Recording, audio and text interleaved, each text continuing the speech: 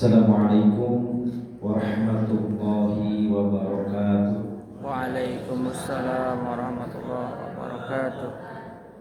Alhamdulillah, alhamdulillahilladzi hadana lihada wa ma kunna linahtadiya laula an hadana Allah. Asyhadu an la ilaha illallah wahdahu la syarika lah. Wa asyhadu anna sayyidana wa nabiyyana Muhammadan abduhu wa rasuluh. Allahumma salli wa sallim ala sayyidina Muhammad wa ala alihi wa ashabi ajma'in. Rabbi shrah li sadri wa yassir li amri wa hlul 'uqdatam min lisani yafqahu qawli ya fatahu ya alim. Allahumma aftah alaina futuhal arifina bi hikmatika wa ansur alaina rahmataka ya dal jalali wal ikram. Puja senantiasa kita sampaikan ke Zat yang Maha Kuasa, puji kita kirimkan ke Zat yang Maha Suci, serta syukur senantiasa kita haturkan ke Zat yang Maha Ghafur, berkah iradanya. Alhamdulillah, kita senantiasa diberikan curahan nikmat oleh Allah Subhanahu wa taala, terutama nikmat yang paling mahal, nikmat yang paling berharga itu nikmat iman serta nikmat Islam, juga nikmat kesehatan dan kesempatan yang Allah berikan kepada kita, yang alhamdulillah kita masih diberikan kesempatan hidup oleh Allah Subhanahu wa taala, diberikan kesempatan untuk menambah amal-amal ibadah kita. Mudah-mudahan setiap perbuatan-perbuatan yang sudah kita lakukan, yang sedang kita kerjakan, dan yang nanti kita akan lakukan, semoga menjadi amal terbaik kita, menjadi amal soleh bekal akhirat kita, dan mudah-mudahan dengan amal-amal tersebut kita mendapatkan ridho dari Allah Subhanahu wa taala, mendapatkan rahmatnya dari Allah Subhanahu wa taala, dan mudah-mudahan menjadi jalan dimasukkannya kita ke surganya Allah Subhanahu wa taala. Amin ya Allah ya rabbal alamin. Salawat dan salam semoga senantiasa tercurah terlimpah pada panutan kita semua yang mulia Agung Habibana wa Nabiyana Muhammad sallallahu alaihi wasallam, juga keluarganya, para sahabat, para tabi'in, para tabi'in, dan mudah-mudahan sampai kepada kita selaku umatnya. Amin ya Allah ya rabbal alamin. Bapak Ibu jemaah Masjidil Falah yang insyaallah muliakan, di kesempatan pagi hari ini kita mencoba berdiskusi terkait dengan kebiasaan-kebiasaan kita, dan mudah-mudahan kebiasaan ini menjadi jalan suksesnya kita, bukan hanya di dunia, tapi justru bagaimana menjadikan suksesnya kita di akhirat. Suksesnya dunia bukan jadi ukuran nanti suksesnya di akhirat. Yang paling harus kita sukseskan adalah bagaimana kita menyukseskan diri kita untuk di akhirat. Di dunia mah sebentar, betul tidak? Berapa tahun umat Nabi Muhammad?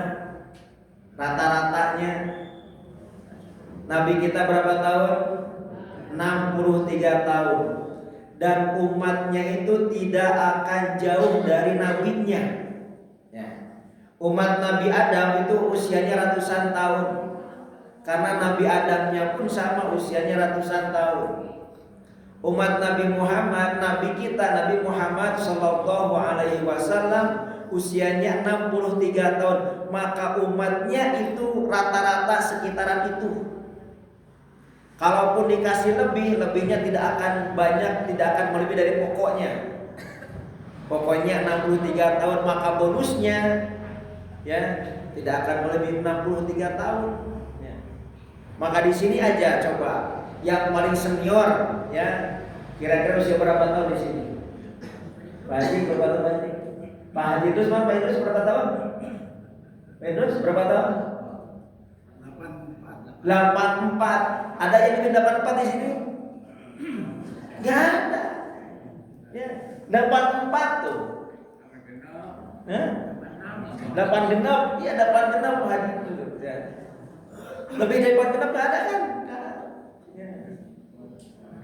Selebihnya kan di bawah 86. Yang usianya sekarang di atas 100 itu ada tidak ya Om? Usia bapak saya itu sekarang usia 98 tahun. Ya, mertua. Ya. 98 tahun usianya. Dan di kampungnya itu sudah nggak ada seusianya. Ya. Bahkan yang di bawahnya pun itu sudah sangat sedikit sekali. Maka usia yang sebentar ini, ya, mari kita lakukan dengan kebiasaan-kebiasaan kita yang positif, kebiasaan-kebiasaan kita yang baik, sehingga kita bisa sukses dunia dan akhirat. Lebih khusus suksesnya untuk akhirat kita. Karena dengan usia yang sangat pendek kita itu, ya. Jangan sampai di dunia sengsara, di akhirat sengsara. Di dunia mungkin gak apa-apa lah. Kalau Allah takdirkannya kita belum punya rumah masih kontrak. Di dunia mungkin kita dengan tidak punya mobil gak apa-apa, mobil udah banyak. Ya, angkutan kan banyak, betul kan? Banyak. Gak punya motor juga banyak. Gojek tuh ratusan, ya ribuan motor juga. Di dunia mungkin udah sebentar, sesaat. Tapi jangan sampai kita rugi 2 kali. Di akhirat pun kita rugi. Jangan. Di akhirat kita harus sukses. Ya. Suksesnya kita apa? Bu, Pak? Suksesnya kita akhirat apa? Masuk surga. Itu suksesnya kita, itu masuk surga. Ya. Masuk surga suksesnya kita sebagai seorang muslim. Maka bagaimana kita setiap waktu, setiap saat memikirkan apa perbuatan-perbuatan yang kita lakukan agar kita bisa sukses dunia. Bahkan Allah sampaikan, ya ayyuhalladzina amanu taqullah. Hai orang-orang yang beriman, bertakwa kepada Allah. Wal tandur nafsum ma qaddamat ligat. Hendaklah setiap diri kalian memperhatikan apa yang diperbuatnya ligat untuk hari esok. Hari esoknya kapan Bapak Ibu? Hari Ahad. Hari ini ya. Hari Senin, hari Selasa, Sanes. Ligotnya itu kapan? Ba'dal maut, setelah kematian. Maka setiap perbuatan-perbuatan yang kita lakukan di dunia ini, kita harus pertimbangkan dulu. Kita harus pikirkan terlebih dahulu, apakah yang saya akan perbuat ini membuat saya bahagia ligot nanti, atau sebaliknya membuat sengsara ligot nanti. Kalau membuat bahagia hari esoknya, maka lakukan.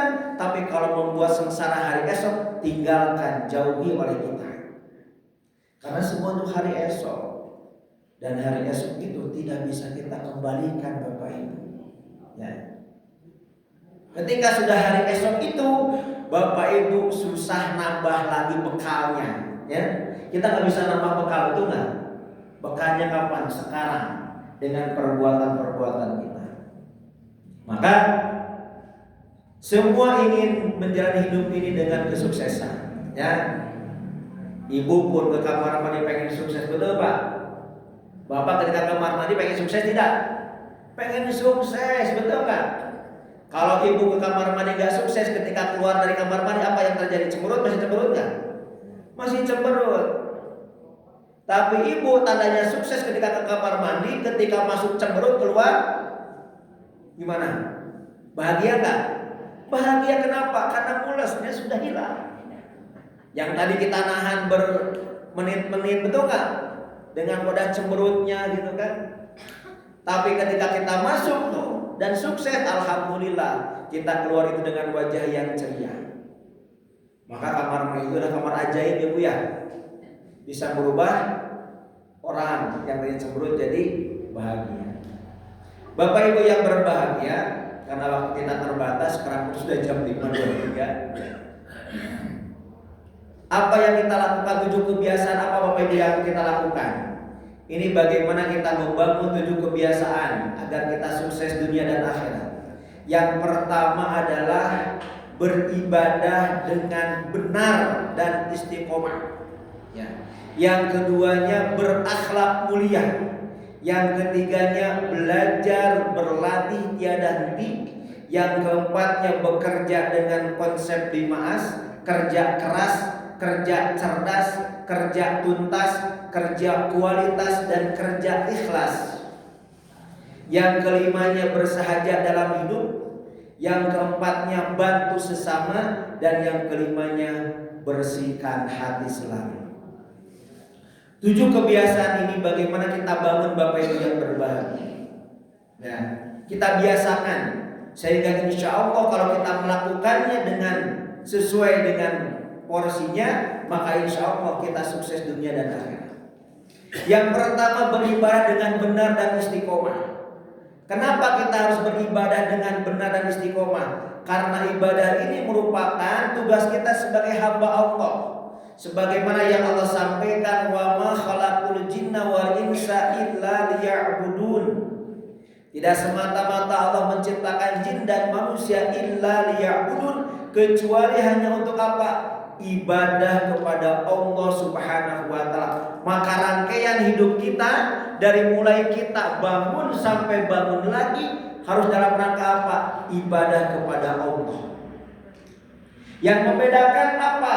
Ibadah satu dan ibadah yang lainnya. Yang membedakan apa? Apakah ini termasuk ibadah kita atau bukan? Innamal a'malu binniyat. Sempurnanya amal ibadah itu karena niatnya. Karena ada pekerjaan-pekerjaan akhirat jadi amal dunia ketika bisuin niat dengan buruknya niat. Contoh, ibu bapak niat sedekah, ya, sedekah amal akhirat, amal dunia, amal akhirat. Tapi sedekahnya itu niatnya ingin dipuji orang, ingin disebut orang dermawan. Maka amal akhirat itu akan jadi amal dunia. Kenapa? Karena ada niatnya selain Allah Subhanahu wa taala.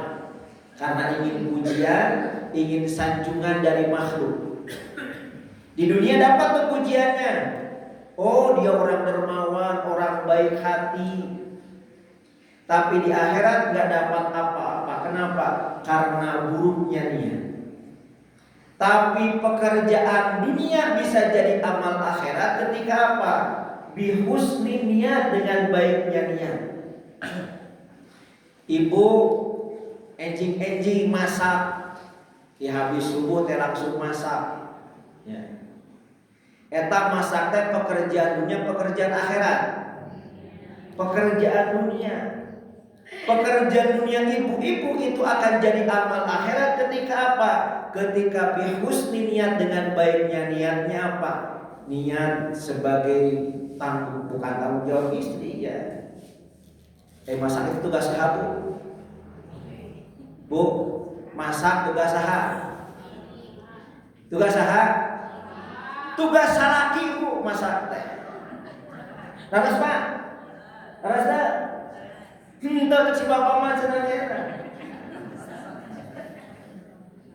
Yang menyiapkan makanan untuk siap dimakan eta tugas laki-laki. Yang menyiapkan pakaian siap dipakai tugas laki-laki. Kapuping ke bapak-bapak. Cuma bapak-bapak nggak mungkin sebelum kerja nyuci baju heula, sebelum kerja masak heula, ilah kerjana. Maka bapak-bapak memerlukan bantuan. Karena tugas ibu naon hijina, Bu? Tugas ibu kan hiji kan? Naon tugasna? Tangan ka caroge. Leres. Maka upami carogena miwarang ibu, Bu pak masakeun kedah masak. Leres. Nah. Jadi ketika ibu masak akan jadi amal akhirat ketika apa? Bihusni niat. Karena taat kepada suami, menyiapkan makan buat suami, buat anak, maka itu akan jadi amal akhirat. Maka ketika ibu-ibu masak di subuh, ya, Kesuakan laki-laki, kesuakan suami tak. Pak disuguhkan ke suami teh, "Pak, ini masakannya sudah siap." Kata suami, maaf. Papa nggak sempet sarapan. Papa harus segera ke kantor, ini ada meeting yang harus segera dilakukan." Ketika ibu misalkan sudah masak dan tidak dimakan suami, kira-kira dongkol, kesel atau biasa saja? Dongkol nggak, Bu? Kesel nggak, Bu? Upami ibu masih kesel, masih dongkol, berarti belum lillahi ta'ala. Terus berarti masih ingin dimakan sama suami, berarti ingin karena suami itu teh. Tapi ibu misalkan habis masak dan dimakan sama suami, misalkan, ya nggak apa-apa, tugas saya mah sudah saya lakukan, dimakan atau diam itu mah tugas laki-laki, silakan saja. Cuma bapak-bapak kedah nampak meraba perasaan dan banyak tuang masa kedik gue gitu nanawan. Bahkan bapak-bapak boleh berbohong, Pak. Ketika apa? Pak, boleh berbohong tuh. Ketika apa? Ketika masakan istri keasinan, misalkan ibunya naroskeun, Pak, raos itu mah raos pisan. Itu boleh berbohong tuh, untuk apa? Membahagiakan pasangan, ya. Karena pasti tuh ketika bapak nyebut nanti, "Mah, tengah satu di asin lekek misalnya." Nah, jangan, ya, boleh di sana. Jadi tugas kita apa? Yaitu yang pertama, ibadah dengan benar. Ya, ibadah kita dengan benar. Kenapa ibadah dengan benar? Karena banyak praktek-praktek ibadah yang tidak benar. Ya, asal aja tuh. Ya. Yang tadi niatnya salah, akhirnya apa? Ibadah tidak benar. Ya. Bapak Ibu, ruang lingkup ibadah kita ada ibadah mahdoh, ibadah ghair mahdoh. Tapi kita tidak akan kupas banyak.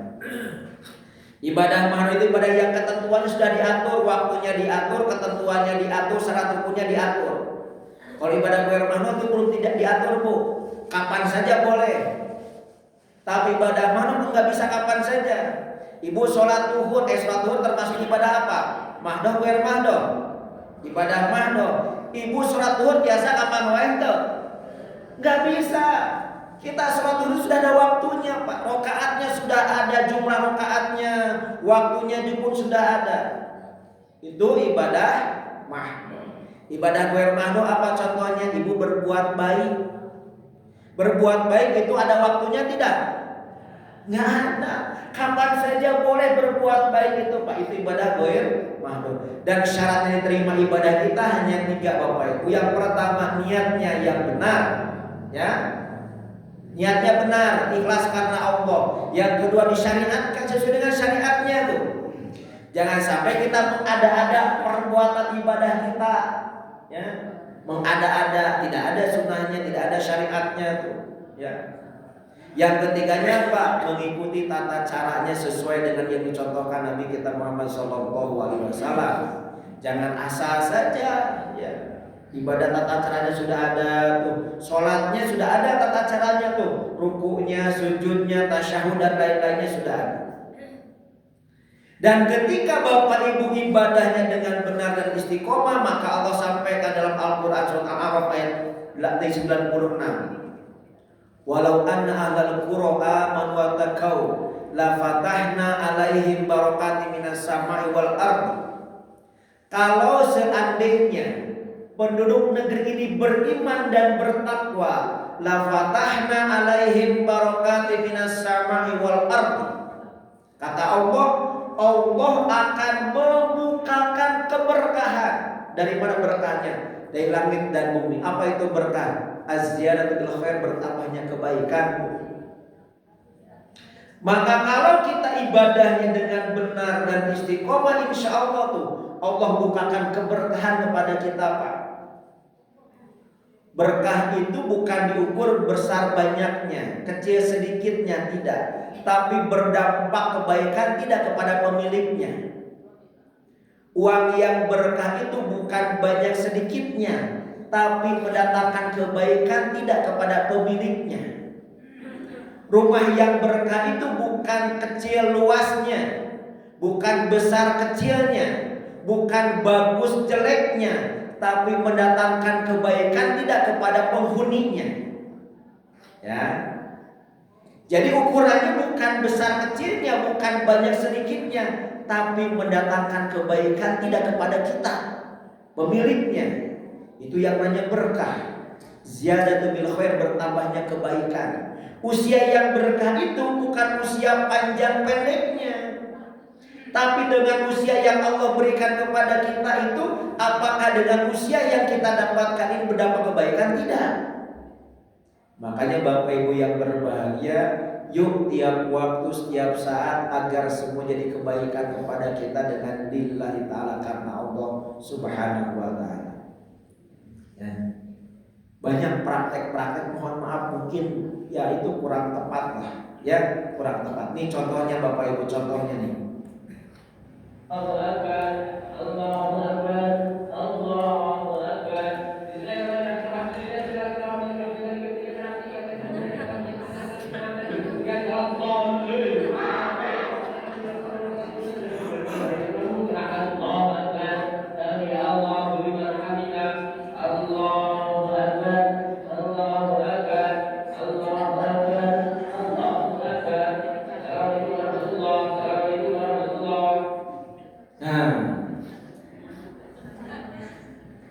Kira-kira upami ibu sholat seperti itu mampu ibu sholat taraweh teh.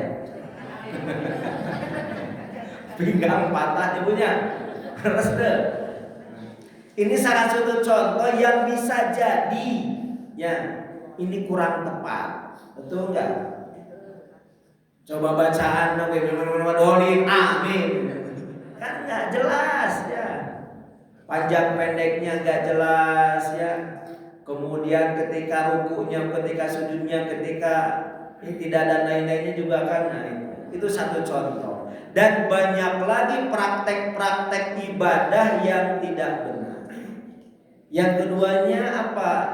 Istiqomah adwamuha wa inqalla.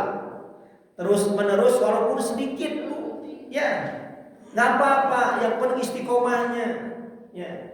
Ibu nggak apa-apa sedekahnya sedikit juga, yang penting istiqomah. Ya. Sekarang milih sedekahnya, ya. 2.000 tidak ikhlas, 100.000 ikhlas, pilih mana? Hah? 2.000 tidak ikhlas, 100.000 ikhlas, pilih mana Bu? Mending 100.000 ikhlas dan istiqomah ya Bu ya. Daripada 2.000 nggak istiqomah, nggak ikhlas lagi, coba rugi. Ya. Makanya kalau ada 2 lembar 100.000 dan 2.000 mana yang masuk? Maka pantesan setiap menghitung pananang yang banyaknya Patimura Bu. Ya, Patimura betul. Patimura berapa Patimura? Soekarno ada Soekarno? Ada ya. Baik Bapak Ibu, itu yang pertama. Jadi ibadah dengan benar istiqomah, ya. Benar sesuai syariatnya istiqomah adwamuha wa inqalla. Semua perintah-perintah ibadah yang Allah perintahkan kepada kita, yang Allah syariatkan kepada kita, kita lakukan. Maka insya Allah hidup kita akan bahagia Bapak Ibu. Karena bahagianya itu, suksesnya itu tidak diukur dengan banyak sedikitnya, ya. Suksesnya itu apa? Di sini adanya. Di mana? Di hati kita. Jadi orang-orang yang bahagia, orang-orang yang sukses itu, dia tidak akan diperbudak oleh harta bendanya. Ada tidak adanya gak jadi masalah. Yang penting apa? Di hatinya senantiasa dia bahagia. Yakin dengan ibadah yang benar pasti akan berdampak terhadap perubahan perilakunya. Akhlaknya jadi baik, qalbunya jadi bersih. Kenapa? Karena ibadahnya benar. Karena setiap ibadah yang kita lakukan itu konsep bagaimana membersihkan qalbu kita. Qalbunya akan dibersihkan tiap waktu, setiap saat dengan apa? Ibadah-ibadah kita yang benar dan istiqomah. Yang kedua berakhlak mulia. Nah ini akhlak mulia, ya. Bagaimana kita berakhlak mulia? Akmalul mukminina iman ahsanuhum khuluqa. Orang mukmin yang sempurna keimanannya siapa? Pada orang-orang yang paling baik akhlaknya. Maka kalau kita ingin sukses dunia dan akhirat, yang kedua adalah apa? Punya akhlak yang baik, punya akhlak yang mulia. Rumah tangga yang sukses adalah rumah tangga yang keduanya punya akhlak yang mulia. Ya, contoh misalkan gini, istrinya itu solehah, tapi suaminya mohon maaf karakternya itu kasar, bengis, ya, pemarah. Kira-kira rumah tangganya akan bertahan lama tidak? Hah? Tidak akan, Bu. Kenapa? Karena salah satunya punya akhlak yang buruk. Saya yakin seorang perempuan ketika tiap harinya dimarahin, dibentak, tidak akan bisa bertahan, betul nggak? Buat ngapain ibadah? Rumah tangga itu kan ibadah. Tapi setiap hari nahan hati aja pasti itu ada batasnya, bisa jadi mungkin kesabaran itu, ya. Padahal sebenarnya tidak ada batasnya. Cuma setiap manusia mungkin dia kadang-kadang membatasi kesabarannya. Ketika terus-terusan seperti itu bisa jadi. Makanya apa? Sukses ingin apapun itu, yang keduanya berakhlak yang mulia. Kita bekerja di satu perusahaan. Kalau kita punya akhlak yang buruk, mohon maaf, punya perilaku mencuri misalkan, bisa bertahan lama nggak di perusahaan tersebut? Tidak akan bisa bertahan lama, ya, pasti dikeluarkan tuh. Makanya yang kedua punya akhlak yang baik, punya akhlak yang mulia, ya. Apapun itu ketika kita ingin sukses, maka punya akhlak yang baik, punya akhlak yang mulia. Keluarga ingin sukses, dua-duanya harus punya akhlak yang mulia. Ketika sekolah ingin sukses, sama itu pun punya akhlak yang mulia. Ketika bekerja, ketika apapun itu harus punya akhlak yang mulia. Tanpa akhlak yang mulia nggak bisa. Bagaimana pembentukan akhlak ini, Bapak Ibu yang berbahagia? Kita akan lihat bagaimana proses pembentukan akhlak. Definisi akhlak adalah apa? Respon spontan, ya. Ketika ada stimulus, kita responnya apa? Langsung respon oleh kita, ya. Itu adalah akhlak yang sebenarnya. Kalau sekarang belum akhlak yang sebenarnya, ini masih di rekayasa, pura-pura khusyuk padahal nurutan. Tapi akhlak yang sebenarnya kapan? Ketika Bapak Ibu keluar dari masjid, sedangnya hilang apa yang keluar sikapnya tuh. Ketika langsung marah-marah, itulah akhlak yang sebenarnya. Maka respon spontan terhadap sesuatu itu akhlak. Kita lihat pembentukan akhlak. Yang pertama, lintasan pikiran. Ada nggak lintasan pikiran kita nih? Kemudian jadi apa? Jadi memori dan dari ide gagasan. Ini wilayahnya apa? Ini wilayahnya wilayah akal, ya. Ide gagasan tuh. Kalau seandainya lintasan pikirannya positif, maka akan menjadi memori yang positif, akan menjadi ide yang positif. Ya. Wilayah akal. Setelah itu dibentuk menjadi apa? Menjadi keyakinan.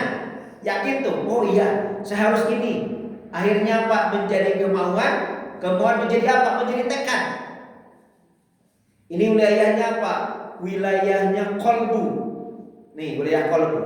Wilayah hati. Setelah dari hati itu akan menjadi apa? Menjadi perbuatan. Perbuatan itu kita lakukan terus menerus, menjadi kebiasaan, dan akhirnya apa? Menjadi karakter. Ini wilayahnya apa? Wilayah fisik, Bapak Ibu. Maka kalau seandainya mulai lintasan pikirannya positif, maka lama-kelamaan akan menjadi kebiasaan yang positif. Akhirnya punya akhlak yang positif. Tapi mohon maaf, kalau banyaknya pikiran yang negatif, maka lama-kelamaan akhirnya apa? Punya kebiasaan-kebiasaan yang negatif. Ya, maka hilangkan pikiran-pikiran negatif itu. Yang kita khawatirkan lama-kelamaan akan menjadi perbuatan yang negatif. Ini contoh. Cepat Bu, prosesnya cepat Bu, nggak lama prosesnya. Nih contohnya nih. Contohnya seperti ini.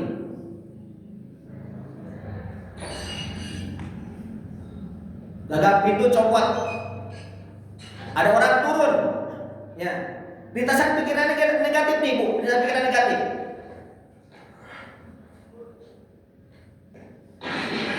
Nah,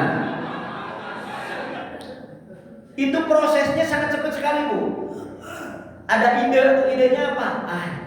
Menzolimi, pura-pura buka pintu, padahal pintunya belum terbuka. Nah ini dibangun oleh apa? Oleh kebiasaan-kebiasaan. Hal-hal yang kecil mungkin dianggapnya remeh, tapi dilakukan terus, akhirnya apa? Di dalamnya adanya yang negatif-negatif saja. Maka pastikan Bapak Ibu kita berakhlak yang mulia. Akhlak yang mulia timbul dari mana? Kondisi kalbu yang bersih. Kondisi kalbu yang bersih dari mana? Faktornya yang awal tadi, ibadah dengan benar istiqomah. Kalau ibadah sudah benar istiqomah, maka berdampak terhadap perilakunya. Ustaz, itu kan sering ke masjid. Orang ke masjid belum dipastikan, Bu. Betul nggak? Kalau ibadahnya nggak benar, tetap aja. Ya, makanya bagaimana Bapak Ibu yang berbagi ibadah kita dengan benar, maka insya Allah nanti berdampak terhadap perilaku kita. Akhlaknya jadi akhlak yang mulia. Yang ketiga, yang ketiga apa? Belajar dan berlatih tiada henti. Belajar itu kunci kesuksesan kita Bapak Ibu yang berbahagia. Suksesnya Bapak Ibu untuk akhirat ketika di dunianya belajar tentang sholat, tentang baca Quran, tentang ibadah-ibadah kita. Maka kalau tanpa belajar maka kita tidak akan berdampak itu jadi amal ibadah kita. Ya, akhirnya ibadah asal-asalan saja tuh. Ya,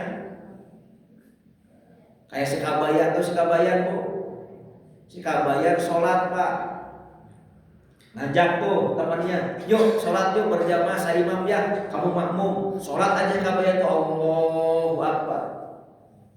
Ketika sholat Bu, dia kentut tuh. Ketika rakaat terakhir tuh, tapi tidak batas, Sikabayan malah lanjutkan aja Bu. Ya. Dia lanjutin sampai ruku, sampai sujud. Di belakang si makmum teh heran. Nah Sikabayan kentut tapi nggak batalin sholat. Akhirnya selesai aja tuh. Assalamualaikum, assalamualaikum. Makmumnya langsung, Kabayan tadi kentutnya. Iya kentut. Kabayan kalau kentut batal, nggak batal. Batal Kabayan, nggak batal. Emang kenapa Kabayan nggak batal? Karena saya bangga wudu dulu katanya. Benar nggak kalau nggak wudu dulu jadi nggak batal? Ya benar memang nggak batal, betul nggak? Karena nggak punya wudu. Yang batal yang punya.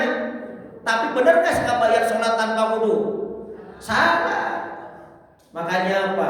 Itu ibadah yang tanpa ilmu. Ya. Bahkan dalam sebuah hadis disampaikan Bu, Rasulullah itu sampai keheranan. Kenapa keheranan? Karena melihat jin itu keliling masjid Bu. Dia nggak berani masuk ke masjid. Rasul heran, wahai jin, kenapa kamu kok nggak masuk ke masjid, itu nggak goda yang lagi sholat? Rasulullah, saya takut. Takut sama siapa? Takutnya lagi tidur. Rasul heran, kenapa jin? Kenapa kamu takut yang sama tidur? Rasulullah, saya tidak takut kepada yang sholat. Kenapa? Yang sholat itu nggak pakai ilmunya. Tapi takut kepada yang tidur. Kenapa? Karena yang tidur itu pakai ilmunya. Saya takut ketika saya menggoda yang lagi sholat, yang tidur bangun. Akhirnya Pak mengingat kepada yang sholat. Sampai seperti itu Bapak Ibu yang berbahagia. Kenapa? Karena ilmu. Makanya kita pastikan Bapak Ibu yang berbahagia, setiap waktu, setiap saat kita menambah ilmu. Nih contohnya Bapak Ibu, minimal kajian ba'da subuh minimal sebulan 2 kali, minggu pertama dan minggu ketiga. Ya. Kemudian kajian ba'da maghrib minimal itu. Dan sekarang banyak media yang bisa kita nambah ilmu. Ya. Di YouTube bisa butuh YouTube Bu. Ya. Tapi jangan YouTube nanti dangdut tanda YouTube nanti salah. Ya. YouTube-nya jangan di drakor lagi ya. Atau dracin lah. Tapi apa? Cari Ustaz Adi Hidayat, Ustaz siapa, dan lain-lainnya. Itu dari YouTube bisa. Ya. Banyak cara kita untuk menambah ilmu. Imam Asy-Syafi'i menyampaikan kepada kita, man arada dunya fa'alai bil ilmi, wa man arada al-akhirah fa'alai bil ilmi, wa man arada huma fa'alai bil ilmi. Barang siapa yang ingin dunia dengan ilmu, ingin akhirat dengan ilmu, ingin dua-duanya dengan ilmu. Tanpa ilmunya gak bisa. Ya, maka dengan ilmu, dunia pun dengan ilmu. Orang yang punya ilmunya dunia juga, kelihatannya gampang, betul nggak? Tinggal kicep aja tuh, ya. Ibu misalkan mobilnya rusak, ya. Ibu mobilnya rusak tuh mogok di tengah jalan. Ibu perbaiki misalkan, kira-kira bisa benar nggak? Mual. Tadi ibu panggil tuh bengkel montir yang bisa datang ke lokasi, yang bisa dipanggil. Montir hanya buka kap mobilnya saja, lihat-lihat, tok-tok, udah selesai. Benar nggak? Karena dia punya ilmunya. Dunia dengan ilmu. Akhirat pun sama bu, dengan ilmunya, tanpa ilmunya nggak bisa. Deh, saya mau tanya. Dalam sehari semalam ibu minimalnya untuk mendapatkan rumah di surga dengan berapa aktivitas kira-kira? Berapa? Hah? 1. Banyak bu. Banyak. Sholat 12 rakaat, rawatib 12 rakaat. Ibu baca ketika masuk pasar, la ilaha illallah wahdahu la syarika lahul mulku wal hamdu yuhyi wa yumiitu wa huwa la yamutu bi yadil khair wa huwa ala kulli syai'in qadir. Itu ibu baca qul huwallahu ahad hatta yahtima sampai akhirnya. Berapa kali? Berapa kali bu? Pak, kalau pengen surga, pengen rumah di surga, 10 kali. Man qarwa qul huwallahu ahad hatta yahtimah. Barang siapa yang baca qul huwallahu ahad sampai akhirnya, maka Allah akan membangunkan untuknya rumah di surga. Itu, ya. Ibu sholat kalau duhanya belum bisa 12, 4 rakaat. Tapi sebelum duhurnya 4 rakaat tuh, qobliyah duhurnya itu baitan fil jannah. 5 tuh. Ibu meninggalkan perdebatan, dikasih surga di pinggiran. Ibu meninggalkan bohong walaupun dalam candaan, Allah siapkan rumah di tengah surga.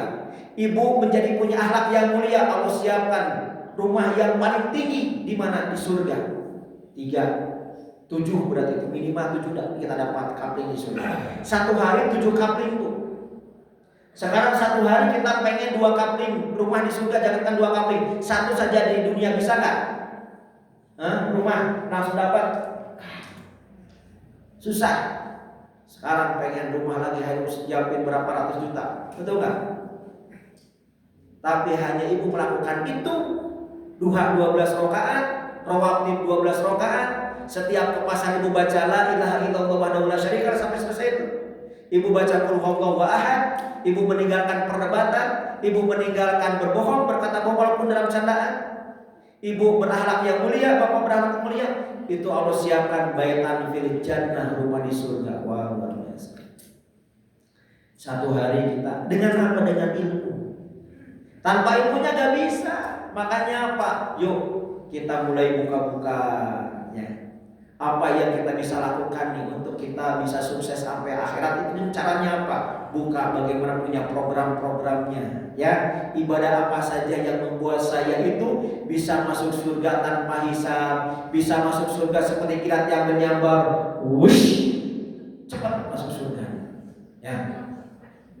Bagaimana punya hijab kata kita dengan neraka, ya. Itu ibadah-ibadah apa saja yang kita lakukan dengan apa? Ilmu, cari ilmunya, ya. Makanya kalau bisa tiap hari punya mutabah yaumiyah, punya amalan harian. Amalannya apa? Programnya untuk sampai sukses kita. Akhiratnya programnya apa? TBM, sholat tepat waktu berjamaah di masjid. Sunahnya apa saja dari mulai kita bangun tuh. Sholat syukurul wudu, kemudian sholat tahajud, sholat hajat, sholat tasbih, sholat apa sampai kita mau tidur kita lakukan. Sehingga hari-harinya untuk apa? Untuk tadi mencapai kesuksesan kita untuk dunia dan akhirat. Keutamaan ilmu, ya. Rasul sampaikan man salaka thariqan yaltamisu fihi ilman salallahu thariqan ila jannah. Allah mudahkan jalan kita di surganya Allah Subhanahu wa taala. Ya, ketika niatnya lillahi taala. Maka Bapak Ibu yang berbahagia, ilmu itu lebih baik daripada harta. Ilmu menjaga kita, kalau harta kita yang menjaganya, betul nggak? Ilmu itu kalau kita bagikan bertambah, Bu, benar. Tapi kalau harta kita bagikan berkurang. Ya. Ilmu itu menjadi penghukum, tapi harta terhukum. Kita pasti itu dengan harta kita terhukum akan ditanya oleh Allah. Dari mana, untuk apa? Tuh kaitan dengan harta. Tapi ilmu mah tidak, Bu. Ilmu mah insya Allah, ya. Maka pastikan Bapak Ibu untuk ilmu mah jangan sayang.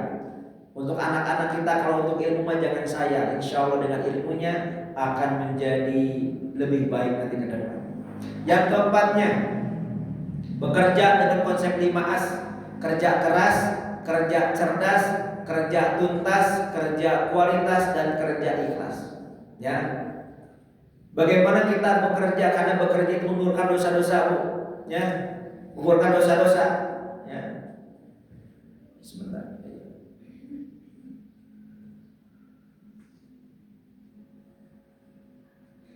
Dalam sebuah hadis disampaikan, man amsa kala min amali yadai amsa maghfuran lah.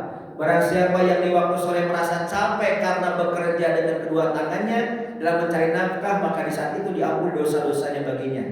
Ini bapak-bapak ketika dari pagi sudah berangkat, Bismillahirrahmanirrahim, pulang sore dengan kondisi capek karena tadi menjemput rezeki dari Allah, ya, maka diampuni dosa-dosa. Ibu juga sama, diampuni dosa-dosa ketika niatnya karena Allah Subhanahu wa Ta'ala. Yang pertama kerja keras, ya. Tentu yang namanya kerja keras itu mengandalkan fisik, Bu, ya. Tapi manjada wajada, barang siapa yang bersungguh-sungguh pasti akan berhasil, ya. Yang keduanya kerja cerdas, dimensinya udah meningkat, bukan hanya fisiknya saja, tapi menggunakan kemampuan akalnya, ya. Itu kerja cerdas. Contoh banyak pekerjaan-pekerjaan yang karena kecerdasannya akhirnya apa? Meningkatkan value dari makanan itu. Ya. Contoh, Ibu, misalkan kita bercocok tanam, punya singkong, ya. Kalau bekerja kita hanya kerja keras, singkong hasil panen langsung dijual. Betul. Tapi ketika kerja cerdas, singkong hasil panen itu dirubah menjadi keripik, ya. Keripik berbagai macam rasa yang tadinya harga 1 kilo itu 10.000, 1 kilo jadi berapa coba? Kalau dibuat dengan kecerdasan kita jadi puluhan ribu.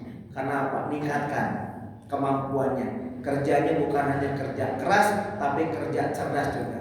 Ini contohnya kalau bukan hanya kerja keras. Ini contoh yang tidak kerja cerdas.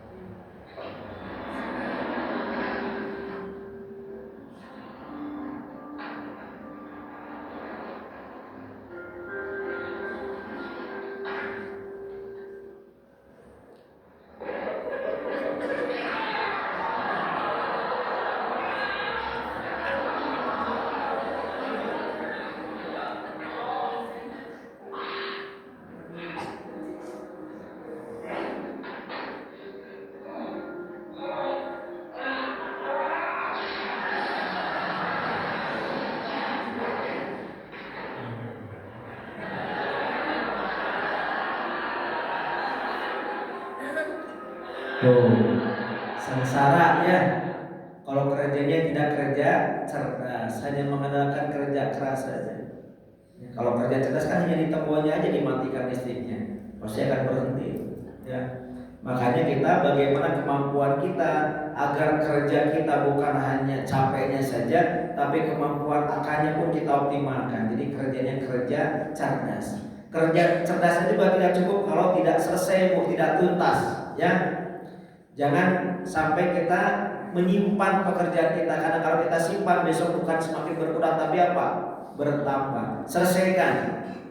Ibu kalau kerjanya tidak tuntas, ibu ke kamar mandi kalau nggak tuntas kira-kira gimana, Bu?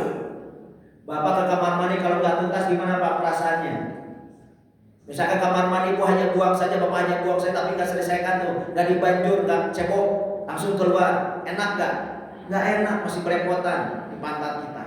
Tapi kalau tuntas, selesai semuanya, dibanjur oleh kita cebok dengan baik, insya Allah kita akan bahagia.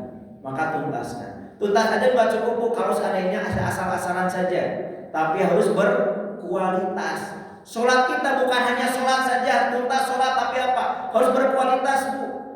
Ya, ibadah kita harus berkualitas. Tanpa kualitas itu tidak akan mendapatkan pahala dari Allah Subhanahu Wa Taala. Cek sudah nama capek gawe teka pake. Ibu sudah sholat, kita sudah sholat jumpa tapi tidak lillahi ta'ala, rugi. Sayang pekerjaan kita. Ya, maka hanya lillahi ta'ala, hanya untuk Allah. Sempurnanya kualitasnya itu apa? Tadi untuk Allah, ikhlas karena Allah, itu pekerjaan kita lakukan. Ya. Maka pastikan semuanya berkualitas. Ya. Ibu masak kalau asal-asalan saja masaknya Bu, kira-kira suami muji atau ngomel-ngomel? Pasti ngomel-ngomel. Tapi ibu kalau masaknya berkualitas, kata suami itu, mah luar biasa, masakan enak banget. Besoknya dibikinin lagi Bu, dengan menu yang sama itu. Besoknya dibikin lagi. Kira-kira masih mengucapkan bagus gak? Tidak, kenapa? Itu tandanya tidak berkualitas. Kenapa? Karena tidak ada variasi. Ya. Tapi ibu masak tempe, hari ini orek tempe, enak. Besoknya masih tempe menunya, tapi dibuat seperti sate, ya, dibakar. Pasti suami masih muji. Besoknya tapi tetap masih tempe, tapi dibuat beda lagi, menua, ya. Besoknya dibuat lagi, berbeda lagi. Tetap, kenapa? Karena ada variasinya. Tapi ini mah orek tempe. Itu mah naik tensi akhirnya Bu, ya. Tempe itu bisa naikin tensi. Kenapa? Karena tidak variasi, tidak berkualitas. Maka apapun kita harus berkualitas Bu, ya, berkualitas. Maka ditutup semuanya tuh, kerjanya sudah kerja cerdas, kerja keras, kerjanya sudah cerdas, tuntas, kualitas, dan akhirnya biar mendapatkan pahala dari Allah, kerjanya yang ketiga kerja ikhlas, hanya untuk Allah. Dimensinya dimensi qalbu, dimensi qalbu. Ikhlas adalah kekuatan, ikhlas adalah keselamatan, motivasi terbesar. Ikhlas adalah kemenangan, ikhlas adalah kebahagiaan, kesehatan, ketenangan, kebesaran, kemuliaan, dan kunci etos kerja yang baik. Ya, makanya ikhlas karena Allah Subhanahu Wa Taala. Ya, nih contohnya.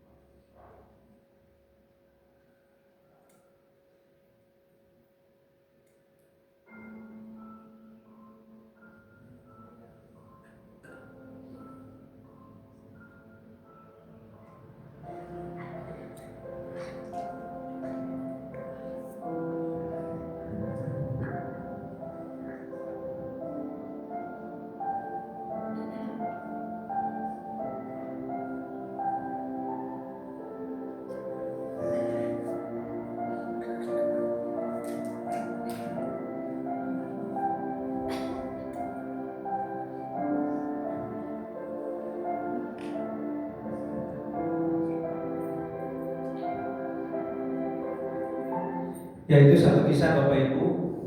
Karena si pedagang ini punya kebiasaan baik, dia senantiasa memberi, ya, tanpa pamrih. Akhirnya Tuhan menolongnya di waktu yang tepat pada saat dia membutuhkan. Ini terakhir juga sama saya ceritakan satu kisah nyata. Ada pasang suami istri, suaminya penjaga pintu kereta api Bapak Ibu, ya, penjaga pintu kereta api.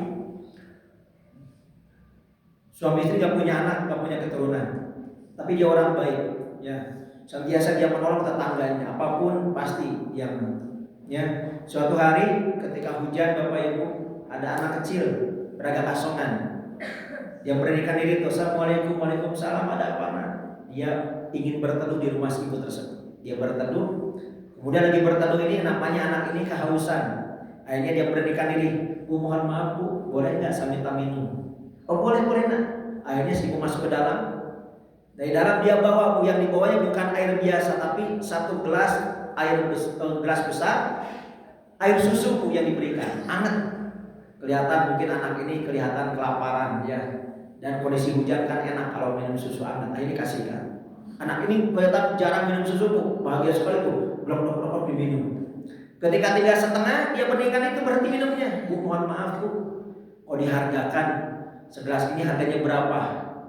Si ibu nyampaikan, nah Ustaz saya bilang kalau kita berbuat baik janganlah kita menghargai apa yang kita berikan, biar Allah membalasnya. Wah terima kasih Bu, dihabiskan air susu itu. Setelah selesai dia ucapkan terima kasih ya Bu ya, semoga Allah membalas kebaikan ibu, sama-sama. Amin. Hujan reda, anak ini pamitan tuh, ya. Pamitan, akhirnya si ibu biasa. Dalam kehidupan suaminya meninggal dunia, Bu, ibu sebatangkara di rumah sendirian, sakit-sakitan. Hari itu tetangganya keheranan karena dari pagi sampai sore nggak lihat si ibu itu. Akhirnya tetangga diberanikan diri masuk ke rumahnya, dan ternyata ibu lagi berbaring, kondisinya penyakitnya kambuh. Akhirnya dibawa ke rumah sakit. Dia menolak, nggak mau, saya nggak punya uang. Udah Bu, nggak apa-apa, ibu tenang saja, kami udunan. Akhirnya tetangganya udunan tuh, dibawa ke rumah sakit, puskesmas, diperiksa. Ternyata apa? Puskesmas nggak sanggup, harus dibawa ke kota, rumah sakit, akhirnya dirujuk. Ibu itu menolak lagi, janganlah, nggak apa-apa, ibu dirawat aja di sini. Bu nggak bisa Bu di sini. Tenang, ibu nggak usah risaukan biaya, kami udunan. Karena dia orang baik, akhirnya tetangganya udunan, dibawa ke kota. Sampai rumah sakit yang dituju diperiksa oleh seorang dokter. Dokternya masih muda, ya.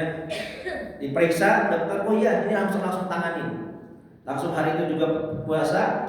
Besoknya langsung tuh berapa jam kemudian dioperasi. Setelah operasi proses penyembuhan, ya. 1 hari 2 hari, setelah 3 hari dinyatakan sembuh. Perawat datang, Bu, alhamdulillah ibu sudah sembuh.